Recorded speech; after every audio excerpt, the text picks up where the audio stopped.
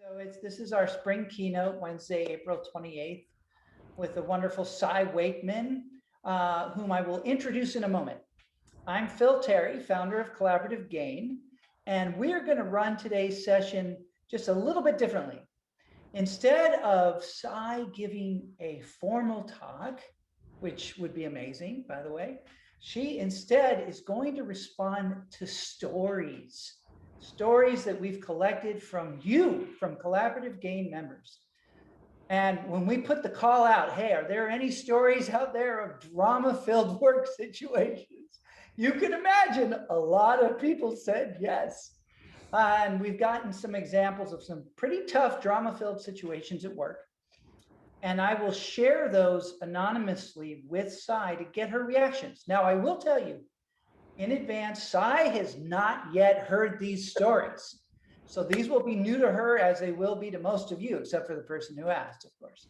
And we agreed it would work better if she responded in real time without prep, which is more fun, more improvisational, and perhaps a little more scary. Yeah.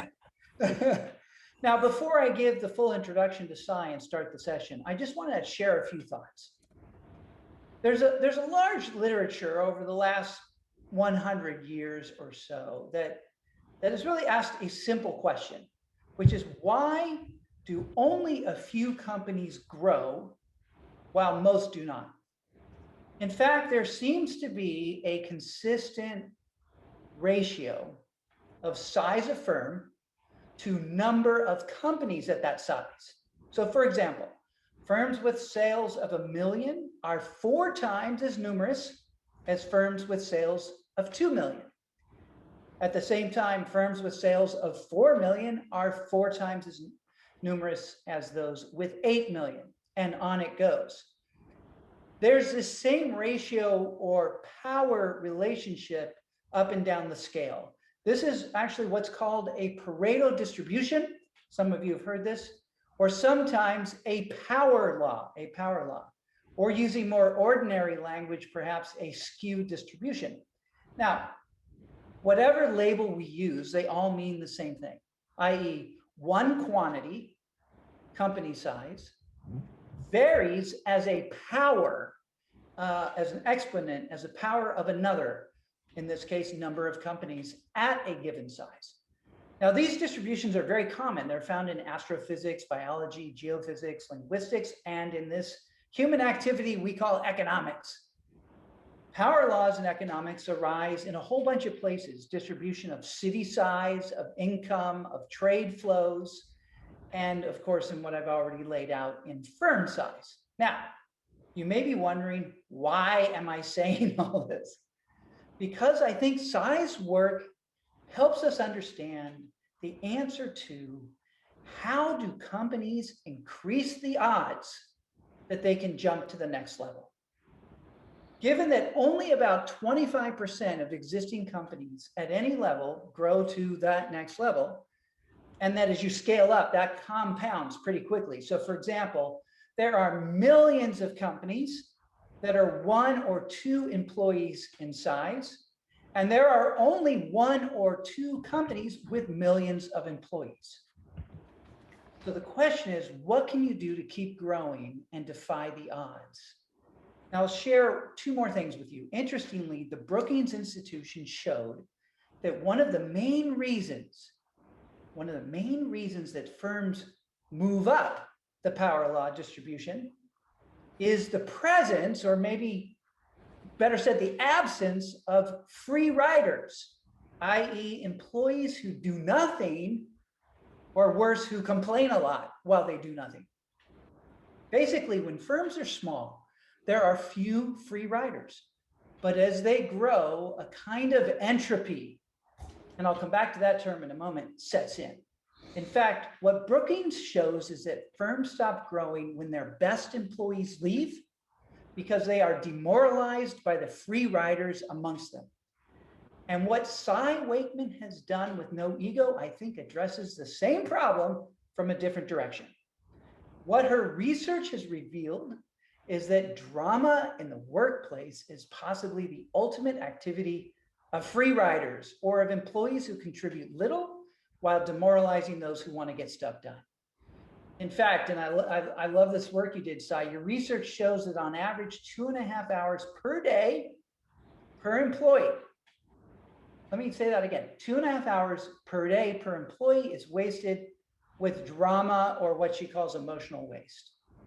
As she says in her first chapter, titled Drama and the Data, quote, "These numbers likely reveal what you already have felt at work: the wasted time, the energy drain, and the difficulty accomplishing things that shouldn't be that hard." Amen. And I would add, as I've just mentioned, not only does this cause the emotional waste that Wakeman refers to, but this kind of free ridership and complaining and whining, what she calls, I think you call it BMW, right, Cy? Yeah. Yeah. Which I think is bitching, moaning, whining. Yeah. BMW driving. But it also may be playing a key role in determining whether your company will grow to the next level or lose its best players to another company that has less drama. Now, I will say this, I see this in the councils all the time. We have a certain number of VPs of product and chief product officers who join startups with a little drama and high level of shared focus, grow fast, have a big impact, go public, and then I know to expect a call because they've grown frustrated, entropy is set in, drama, emotional waste is increased, making it harder to get stuff done. Eventually they leave and join another startup with low drama. And if we frame it that way, then I think we're talking about something that everyone in the council's community should really care about. One last point. Einstein said that the 3 laws of thermodynamics are likely the only thing in physics that will never be overthrown. The second law, entropy, is widely understood as things fall apart, right? And I think there's a good case that drama, as connected to free ridership, is a major source of entropy, of why things fall apart for many, many companies. All right. With that said, let me now tell you a little bit about Cy Wakeman, the person. And she is my kind of person. Let me tell you, she's an insider with an outside point of view. She does not accept conventional wisdom, hallelujah, simply because everyone else says that she should. For example, you'll see that she does not buy in to buy in or employee engagement the way most think about it these days. She also doesn't buy into the conventional wisdom around leadership and the role of leaders. Now, I'll say she was recommended to us by several members, and most importantly, Doug Claffey, who's a member of our CEO Council. Let's all give Doug a round of applause for making this happen. Thank you again, Doug. When Cy and I first met, we really clicked in our first conversation. I thought, here's someone who's authentic, who's really trying to go beyond the hype and the way things are done to understand what truly might be helpful to companies and to leaders. And she calls it reality-based leadership. And I think of that, she's trying to understand what's going on rather than simply relying on, again, conventional wisdom. And that perspective reminded me a bit of the worldview of someone else you all know I respect a lot, Warren Buffett, who's taught me that you are neither right nor wrong because others agree with you, but rather because your logic is sound. And it turns out that, like Buffett, Cy is from Omaha, Nebraska. What's up with that? And in a fun aside, Buffett actually used to watch your kids play sports, right? Yeah. Crazy. Now, side note, I'll say this, Cy, as you know, we normally go to Omaha every year for the annual Berkshire Hathaway weekend. We do a workshop and all this stuff, but of course that's not happening this year. There is no one going, and in fact, we're going to host a Slack party conversation and watch the live stream together this Saturday. So, Cy, you're welcome to join us, by the way, and anyone on the call, let me know if you want to join us for that. The last thing, Cy, I want to do in terms of introduction is just give people a little bit more of the official intro so they know a little bit of the breadth of the work that you do. So first of all, Cy, I love it. You talk about yourself as a drama researcher, which is fantastic. New York Times bestselling author. She's recognized for cultivating, like I said, a counterintuitive, reality-based approach to leadership.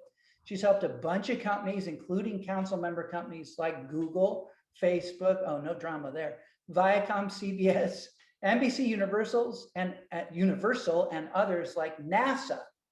Hey, so I'm thinking drama in space is probably not a good thing. You speak a lot. You've been on, and you've been featured on the Ask Gary V show with the famous Gary Vaynerchuk. You've been on the Today Show, Cheddar TV. By the way, the CEO and the number two at Cheddar was at our Berkshire workshop a couple of years ago, Cy, in Omaha. As well as just as attendees there, as well as in the New York Times, Business Insider, and so on. And she's got 3 books, the latest of which is No Ego: How to Cut the Cost of Drama, End Entitlement, and Drive Big Results. So, Cy, welcome. Thank you. Thank you. Thrilled to be here. What a setup. I hope I live up to all of that. I love the work you do. Now, before we get to the story, Cy, maybe we can start with, maybe you can just say a little bit about what you mean when you say that you envision a new role for the leader. And interestingly, you say that you think it's more about energy management and facilitation, which I think is, really interesting when we think about thermodynamics and entropy. And it's also what a longtime friend and someone in our community, people in our community know well, a guy named Marty Kagan, says about product leaders, which is facilitate and coach rather than, focus on micromanaging, overseeing, directing, et cetera. Why do you challenge the conventional wisdom of leadership and focus on energy management and facilitation? Tell us more about that. First, for me, it started out anecdotally when I was promoted and I heard the role as laid out by leadership development, like what I was expected to do. Yeah. And I come out of human behavior. I'm a social worker. I'm a therapist by background. And so as they started to tell me what my role was, I started to see the impossibility of what they expected and how it worked against science and evidence-based practice. And so they would say things like, you're responsible for the engagement of others. And in human behavior, it's like engagement's a choice I have to make. I'm like, what? How do I get responsible for their happiness? Like, that sounds codependent. Or they would say, keep an open door. And I'm like, for what? And they're like, well, so that anytime anybody has any issue, they can just come and share with you. And I'm thinking, well, that sounds without boundaries. That would be like a portal for drama. Like anybody gets to decide how to commission my resources. There was just so many things I was hearing that just didn't fit with the evidence and the background I had in the science. And the one thing I heard that really tipped me off that we're way off track is that a leader's job is to inspire and motivate others. And in spiritu, the Latin word that inspiration comes from means to breathe. And so I'm thinking, you mean my role is to breathe for others? That sounds like unsustainable. Like I am the ventilator for my team. And there were so many things that leaders had been assigned the role of over-functioning. And rather than sharing that accountability, which is, if you're working in any system, you don't work with a family in therapy with one designated patient. Everyone has responsibility to evolve. And I started to see so much of what leadership did that really thwarted the evolution of people. We interfered with their relationship with reality and enabled them, bent reality for them. So they never got the great information they needed, and they never got the impacts that could happen from a direct relationship. So I started to look at leadership differently. I studied drama, and drama's emotional waste. And that usually is where, as companies try and grow, they start to have a huge leak in that process where you take talent and turn it into productivity. And it's emotional waste, it's drama. And typical leadership philosophy fuels drama rather than diffuses it. And so it aids the entropy rather than takes it away. Yeah. So if drama is emotional waste, we have really good business disciplines for how to get rid of waste. And it's improving processes. And if it's emotional waste, how do you get rid of it? Is through better mental processes. And that's really what I learned, is that most of the people that I was leading, just like my clients who came in for help and therapy, they didn't understand how their mind works. So they kept getting played by their ego. And they didn't understand how the world works. So they're in like this constant argument with reality. Yeah. And so I started to just help people understand our job isn't to direct the work of others. It's about managing the energy of others away from why we can't and why we shouldn't have to, and a lot of ego, into what if we could and how we could. That we are, the power of a leader is not what you tell people, it's what you get them thinking about us, what you get them self-reflecting on us, what you get them contemplating. And owning and taking accountability. Owning and taking accountability, which only comes through self-reflection. Yeah. And so much of what we need to do as leaders is foster self-reflection, because that's where evolution comes from. That's where people integrating and making sense of their world and finding their point of choice, which is accountability, so they can move forward differently. This is great. I love the provocation of your job is not to inspire, Not at all. not to breathe for others, if you will. Their inspiration comes from them, not from you, right? Right. And their inspiration comes, their resiliency is built with a direct relationship with reality. And that's my biggest concern, is so many companies have over-rotated on engagement efforts. Yeah. But engagement efforts, I can't buy your love. Buy-in's a verb, it's a choice. Engagement without accountability creates entitlement. And that's what everybody's noticing right now. Yeah, for sure. All right, let's get into some stories, Okay. because I think this is going to be a lot of fun. Okay, so we'll start with the story that I think is really directly connected to the heart of your book, Cy, which is a story about battling egos. This is from one of our members from a global company. And I'll repeat this in his voice, if you will. He says, I have 2 web product directors, experts in their domain areas, and both with tenure in the organization. Each owns a key initiative that the other wanted to lead. And in fact, each believes they should own both. Therefore, they are quite vocal at criticizing each other's projects, even to the point of gathering data and customer feedback on why the other person's project is not working. Now, he says, for me, this is him saying this is about ego. If they partnered, the outcome on both projects would be amazing and delivered on time. Cy, what could I do? Anything to be done? So what would you advise? Tons to be done. Oh, I love this. So one of the things that is an invitation to lead, and I want to just expand on what you said in the beginning, because a lot of times we think that it's just certain people that bring all the drama. It's all of us. We all have the human condition. And it's like we have a fair enough. That's true. I sort of set it up like there were certain people. You're right. Yeah. And so number one, you meet with each of them individually and you say, knock it off. You're underperforming. You're not meeting performance requirements. And when I think about performance requirements, it's not just if you're a rock star in your performance, it's how much drama you bring to the table. And so if I have 2 product people and they have been given their line of service, and so the coaching goes something like this. What's your reality? What's your lane? I only have one part of this puzzle. Perfect. What is your plan to successfully work your part of the puzzle in full collaboration with another? Now, most leaders go in telling people what to do. No. Go in and say, here's the deal.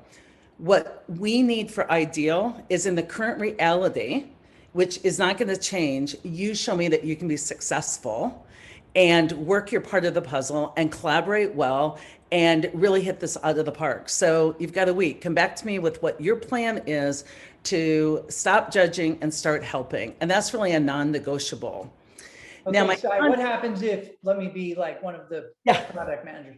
Cy, I just know, that was a mistake. That other guy over there, Phil, he can't do that. He's doing a bad job. I can't do my job. You know what? I appreciate you coming into my office, sharing your care and concern over your colleague and potentially an issue they're having on their team. And what I'm wondering is, what are you doing to help? What do you mean, what am I doing to help? I'm What, telling you, fix this. what are you doing to help? That I just need to let you know, tattling, critiquing, judging, not helpful.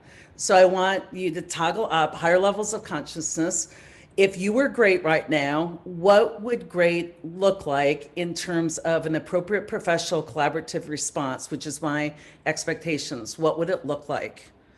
And the first thing we need to do when people come in and they want to tell us a story, and my hunch is the reason that this is continuing is because this leader is enabling this behavior through silence, through sympathy, through collusion. So the first thing leaders need to do when people come in to tattle is you translate their story out of drama. Hey, did you hear that marketing just screwed us over and they sent out a collateral piece that we just heard about yesterday and now we've got to meet with the customer? I go, so let me translate. We recently became aware of an additional piece marketing has sent to customers. Continue. Well, so we just get this, we got 3 projects dumped on us. I'm like, let me help translate just so we're on the right track. We have 3 new projects that are in the scoping process of our project management methodology. Help me understand. Well, they can't manage the way of a paper bag. They're a bunch of, idiots. I think you're talking about our colleagues. I'm not sure, our colleagues on the other team. And so as a leader, it's called setting micro boundaries. You have to consistently translate drama into just neutral reality and hand it back to the person. You're just always course correcting without telling. You're just saying, let me translate, because that micro boundary, you're saying this doesn't fly here. The second thing you want to do is make it a non-negotiable that people are helping, not judging, and that you just don't enable that. And so in my company, it's like, stop judging, start helping. We have on the back of our badges a sticker. Anybody who's ever worked for me, it says, how can I help? And when you come in to tattle or judge or critique, I just call a timeout. I'm like, what are you doing to help the situation? Well, it's not my business. Awesome. Good realization. So what would be most helpful? So what would be most helpful in it not being your business? Well, just work on my own stuff. I love that approach. Is that something you can commit to? And what we need to do is manage the energy away, but most of us sympathize. We collude, we go, I know, but it's his deal and I don't necessarily agree with it either. And you're probably right, but no, that's sympathy. Empathy is, what's your reality? What is your plan to put your energy towards tremendous success? And well, I should be running that. And I would say, what's your reality today? Well, I'm not. So let's work within that reality rather than what you continue to hope for. And at some point, I would call them in and say, here's where I need you to develop next. I need you to move out of an individual contributor role and to be an able and competent to be a team player. And I don't see you equipped to do that. So let's talk about your next development plan on how you can work with everyone and be a supporter, not a critiquer. I love that. I want to move to the next story, but I want to say to everyone on the call, like, please put things in chats. I see Pooja, you just put something in put for panelists and attendees. Do you like what we're saying? What Cy's saying? Do you not like it? Do you want to hear further things about any? I mean, I love this notion of, okay, what's your reality? It's not my business. Yes, great realization. I would agree with that. So, we have to do a lot of like teaching and preaching. There's 3 lanes in life. There's your lane, there's other people's business, and there's reality or God's lane, whatever you believe in. And if you want stress, get out of your lane. And by the way, when you're out of your lane, it's cover up. You're over responsible for somebody else's area at the very minute you're under responsible for your own. And so it's Holy moly. projection, it's Oh, ego. wow. And the Yeah. rule is, if you get out of your lane, you can only go out helping, not judging. Yeah. It's like, we're get back in your lane. You do not have informed consent to critique the world. That's the easy ego stuff. Yeah. By the way, people are loving the micro boundaries. And what's your reality question? I'm just reading stuff in here. So let's move to the next story. This is a tough one. Cy, are you ready? It's I'm ready. drama across divisions. Okay, let me set this up. Here's what a member told me. I'm gonna do this in their voice, so to speak. They wrote to me, we have an ongoing drama with a partner organization, another division inside our company. From our point of view, the leader of that partner organization is very adversarial, and we've been dealing with this for more than 3 years and still ongoing. And they have exhibited a ton of divisive behaviors that detract from both morale and productivity. They literally said to me, Cy, if I tried to capture all of the aspects of the situation, my email would be longer than Cy's book. But they gave a few examples. The leader only shows up for meetings when SVPs and EVPs are also on the invite list. This other leader nods in agreement during a meeting, then heads in a different direction immediately afterward, and rarely follows through on commitments. Despite not attending working sessions or other information meetings, this leader will then blame us when she is uninformed. They also undermine the effort of the larger team in our direction and infuse contrary views in their direct reports, who then gum up the efforts. Her and her team often give the feeling, and sometimes even literally say, we are the smartest people in the room. Somehow, though, she's never held accountable for deliverables, and she's long tenured and entrenched as a leader and perceived as untouchable. As a good politician, she undermines the career prospects of others. HR has just said they plan to run a series of pod sessions with the goal to restore the two groups to a high-functioning team. They said, think of it as state-mandated marriage counseling. And then they ended their note here by saying, many folks, myself included, are so beaten down by this relationship, we have no interest in joining the pod sessions, but they are required. All right, so my question is two things. What would you advise this person do, the person whose voice I just shared? And then separately, what would your advice be to the HR group at this company? Interesting. Okay. So the ego hates all of my advice. So a lot of you guys will, now you're thinking about your arch enemy. Everybody has one. And I just need to tell you, arch enemies are imaginary friends or foes. Like they're completely the work of your ego. So the first thing I would have this person do and this group do is what I call edit your story. So the way your mind works, you don't understand that you are not the thinker, you're the observer of the thinking, and that all thinking needs to be questioned, because majority of your thinking is just the ego taking in data and corrupting it, seeing insult where there isn't any. And it's like wearing a pair of prescription glasses, and it's like seeing the world with the wrong prescription. And when this light switch is like on your forehead, that's a binary switch. We all have it. When you're toggled down, you're seeing the world through the eyes of a victim, and you're the victim, they're the villain, you're helpless, you're the good guys, you do everything well, they do nothing right. You assign motive to what they do, like you color commentate. And the first thing you need to do is get reality based and edit down to the facts. So let me give you an example.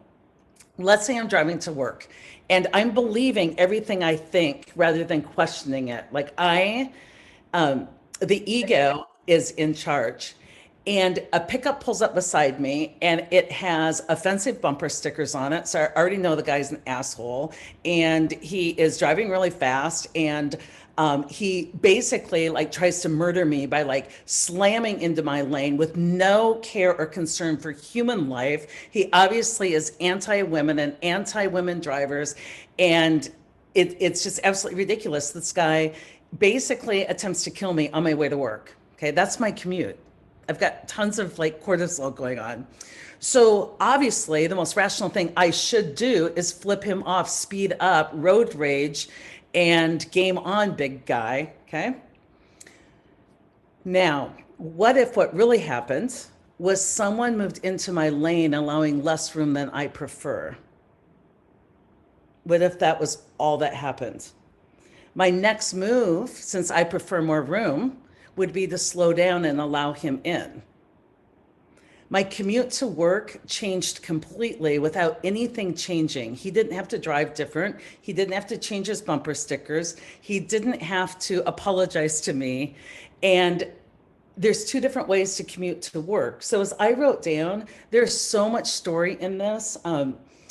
So they only show up for meetings with VP present. I would edit that story. Their attendance in meetings, or I would say something if it's true, like I know that a great way to get them to attend meetings is to have a VP present. I would take that from an assault to, gosh, I know something really good about starting good work with them. Well, they nod through the whole meeting and then completely change it in the meeting after the meeting. I would say so far we've been able to get agreement in meetings, which is really exciting. And now what I want to work on next is making sure that we work with them post-meeting to ensure that we can keep everybody on track. Well, they come back with a completely different story. One of the things I might be noticing is that clarity dwindles post meetings. And so I want to look for strategies in which I could keep clarity alive post meetings. They are so good at politics, they never get held accountable. One of the things I want to change that story to, and this isn't positive thinking, it's reality, is they seem to be good at maintaining relationships because, that's all politics is. So the first thing I would do, if you edited down this story, it is that there is a leader I work with who doesn't act as I prefer and who I'm not yet able to find secure collaborative ways of moving forward. That's all that's happening.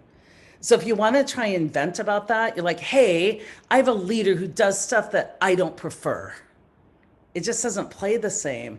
So the first thing is you all got to stop venting. You got to edit your own story. Every day of your life, there are people So, Cy, let me, Okay. I love this, but I want to put a different hat on because I can hear a voice, at least in the back of my head, and I'm guessing other members. Hey, Cy, there are bad actors out there, right? There are people who are manipulative and who hurt our businesses, right?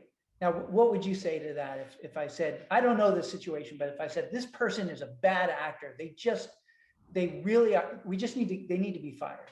That's what needs to happen. When you start judging outside of your lane, you stop serving, you stop leading. So if somebody is a bad actor, then call the hotline. If they're doing something unethical, but most of the time what people deem as bad actors are just things I don't prefer. We're just judging out in the world. If you want to suffer, you can. It's really optional here. But what I know about reality is there will be two options if you don't want to suffer. One is if something's unpreferred, impact it and step up and do what you need to do to impact it, or radically accept it. Otherwise, you suffer. And the whole story that you're making up is what is causing your suffering, not your reality. I just want to be psychic. Every day for the rest of your life, you will have someone who agrees with you in a meeting and potentially sees things different afterwards.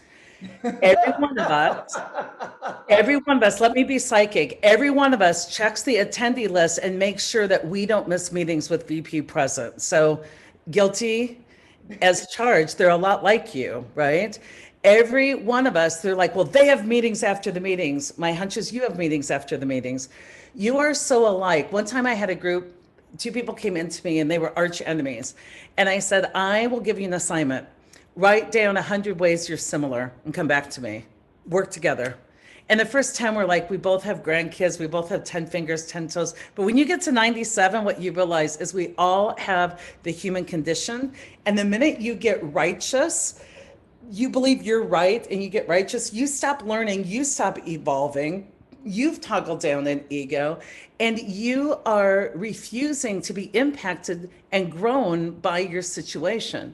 You will always have people that seemingly are not held to the level of accountability that you would like.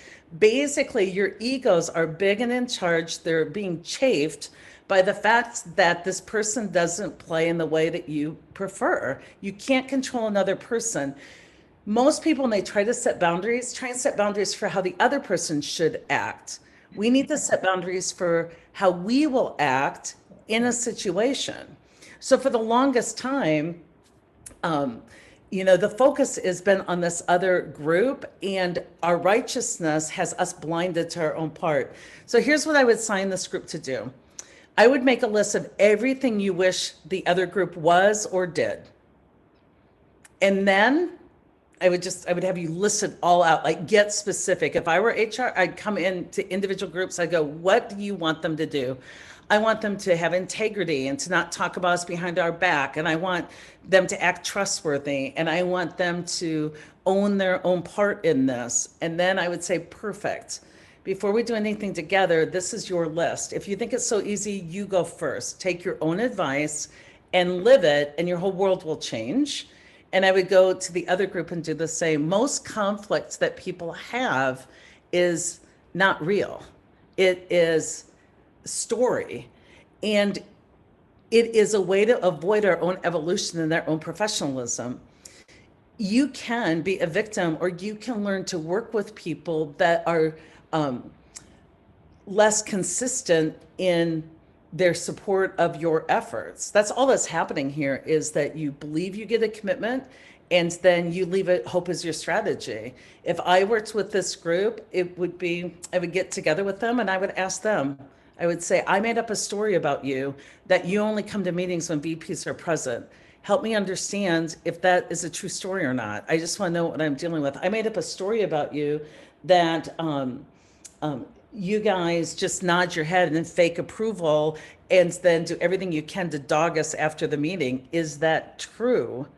Because there's so much in here that people can't possibly know from the other group. Whenever you start saying, I know what they think and I know why they do this, and you are being played by your ego, get back in beginner's mind, flip up into higher consciousness, and welcome to the world of adults. You will be in a meeting only every day where people agree with you and then question it after the meeting. And by the way, you'll do that too. So come up with strategies to be present as those things get questioned, to continue to drive towards some agreement and support. But all the energy you're wasting in this arch enemy Marvel comic book thing is it's all work of the ego.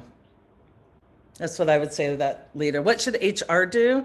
If I were HR, I wouldn't go in to facilitate marriage counseling unless they were certified marriage counseling.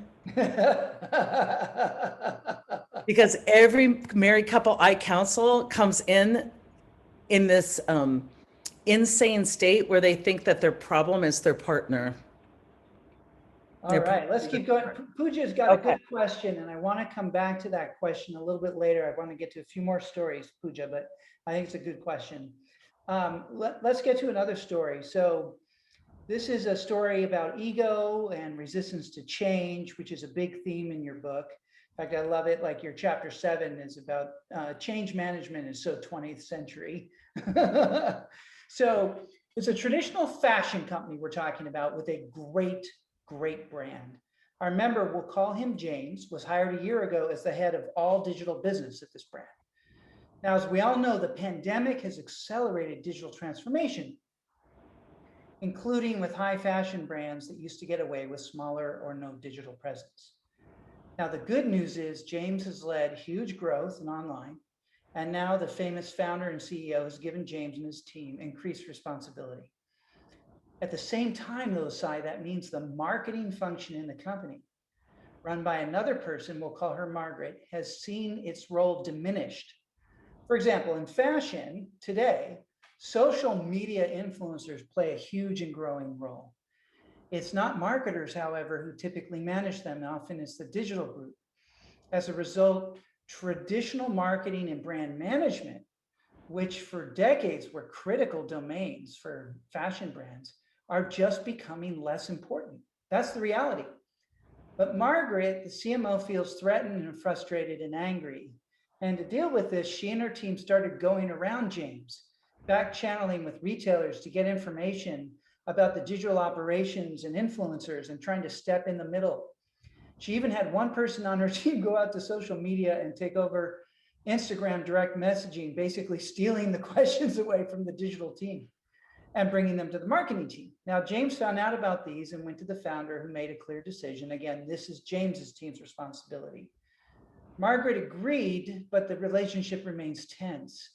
And now she says she wants to learn everything she can from James, but that's actually created a new problem. He can't spend as much time as she wants him to, training her on digital practices and frankly, soothing her ego. I'll also add the final thing, that James is self-aware enough to know that while today he's on the quote winning side of change, he could be in Margaret's shoes in 5 or 10 years. The world changes so fast. So he's both feeling compassion and a little guilt about what's happening to her, and wondering what you would do if you were in his shoes. A big part of what I would do is quit worrying about Margaret. Uh-huh. Like a whole lot of that is like, I'm watching what she's doing. I'm worried about what she's doing. I'm worried about how she's feeling. I'm worried about how she's adjusting. I feel I'm worried about how I might be feeling if I were in her place, and like, maybe I will be in 5 years. Yeah. Margaret gets to do Margaret, and then James gets to do James, and you can still be open and compassionate. But all that's happened here is a disruption happened. Marketing colleagues had a variety of behaviors. Some were helpful, some weren't helpful. And now they're saying that they would like to learn more about the digital world. So far, that's all good news to me. Yeah. If you're open-minded and open-hearted, the key question is, I would like to learn more. A lot of us believe if we say yes, because we're overfunctioners, we have to do it all.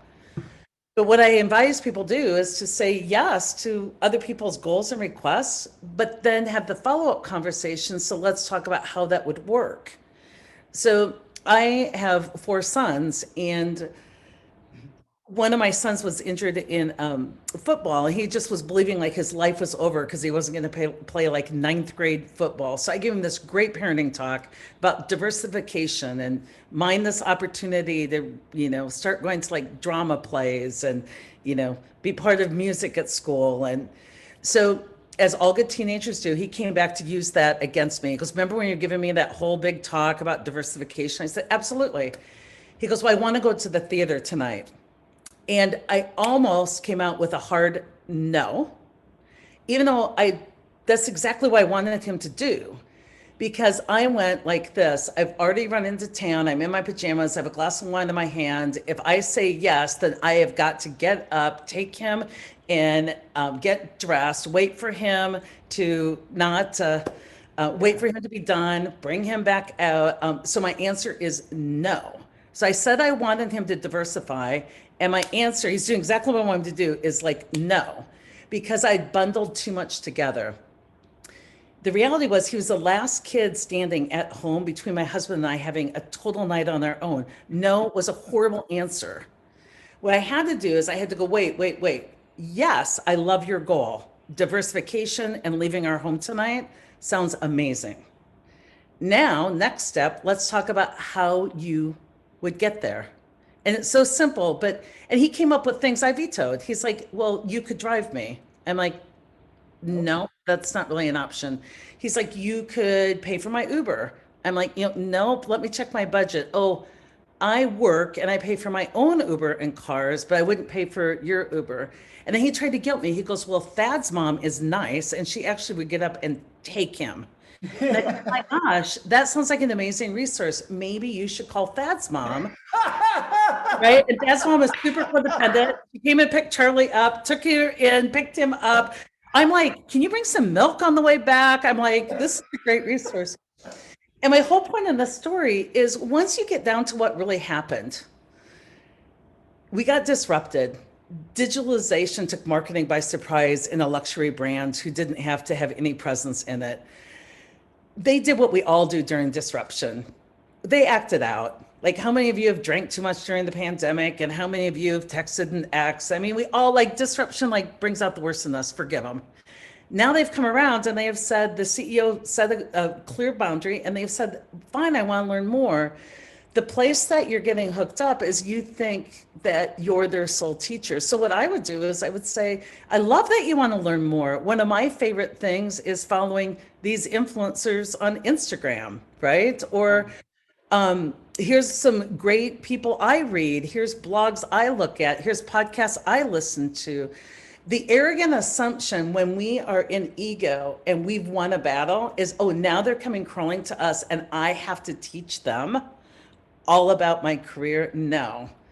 So if you, part of adulting is finding where your behavior or your emotions are extreme and not trusting your viewpoints in those moments and just coming back to center. She asked for help where you can, give her resources where you can't, worry about James and go on and do good work. Your life will be more peaceful. And by the way, tell her to join Collaborative Gain. There you go. Community. There you go. No, obviously this is so interesting, right? And the fact that you said to your son, oh, Thad's mom would drive him. You didn't go for, oh no, I'm a bad mom. I to be a good mom, I better be like Thad's mom. You're like, oh great, call her. It's so interesting because all the moms, I want to hear from all the moms on this chat, okay? well, and that's where our ego and our identity gets involved is we say, like, I say I don't want the burden of that, but when somebody else goes on and has it, it's like, well, wait a minute, am I chopped liver? Our ego wants us to be able to take wild stands with no consequences. Yeah. Our ego wants us to do like really disparate things. So, wow, yeah, let's get to another story. Okay, one more. Oh, this is so good. Okay, everybody, let's go. We got another one. Okay, so, oh, I'm sorry. I'm looking at here we go. So now we're dealing with a pure play tech startup. No legacy business issues or egos to be bruised. But Cy, that doesn't mean that ego isn't in play. Yeah, after all, where there's egos, there's a way, right? If there's humans there, there's egos to be bruised. So this is about that buy-in thing. Okay. Story was shared by a member who's the chief product officer of a promising startup. We'll call her Leslie. The founder, we'll call him Sam, asked for a goal to be set for the whole company to rally around and get real buy-in. A sub-team created a goal and Sam liked it. Sam then delivered this new goal in a Friday town hall on Zoom and asked for honest and open opinions. The head of engineering, we'll call him Reggie, said, being honest and open, that he and the engineering team don't like goals and don't need them. Now, Sam was somewhat deflated by this declaration, but didn't say anything and the meeting ended. After the meeting, Sam called Reggie and told him how disappointed he was that Reggie did not get on board. Reggie protested this and said to Sam that he had told him to be honest and open, and so what's the problem? Now, after the call with Sam, Reggie felt frustrated and called Leslie. Now, they had known each other and worked together before. He called to complain and tell her that he wanted to quit because this was the same old shit.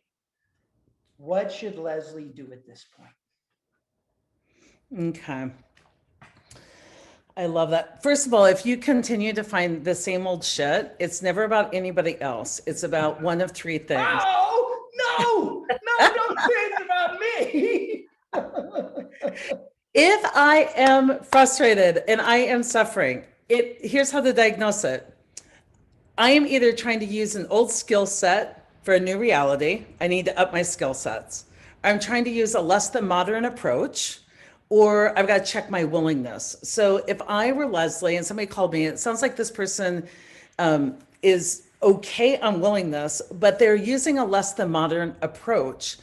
They got exactly what they asked for. They asked for somebody's opinion and they got somebody's opinion. I would say that as leaders, you've got to go into meetings intentional with an eye towards managing the energy of the meeting with some parameters around that meeting. And this is a key place to manage energy. A lot of people have opinions without expertise. A lot of people want to give you their opinions.